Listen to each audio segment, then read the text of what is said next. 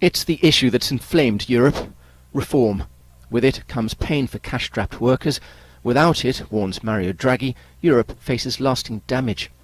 There are many understandable political reasons to delay structural reforms, but there are few, very few, good economic ones, and the cost of delay is simply too high.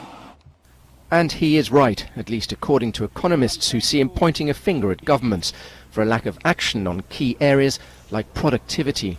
That requires investment, for instance, to try and instigate greater productivity, and that is really important because productivity, of course, goes hand in hand with an improvement in living standards and an improvement in wealth. The problem for governments, of course, is the people who elect them. What we see is a lot of disgruntled voters, people in Europe moving towards the far left and the far right, and that is where, in a way, the support for the governments that we have, and of course structural reform can often be very unpopular. As monetary policy can be, at least with banks.